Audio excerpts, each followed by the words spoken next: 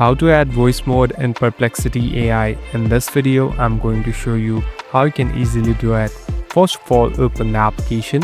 Now here on the left top, you can see the profile icon. Simply tap on the profile icon. So now we in this settings interface. Here you'll be able to find different options. Now slowly scroll down.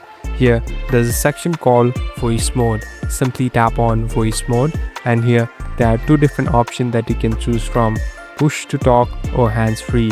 So it's up to you which you want to choose. So here I'm tapping on one and it's all done.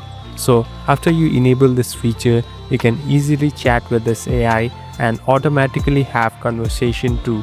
So this will give you all the results on real time, and you'll be even able to record it later.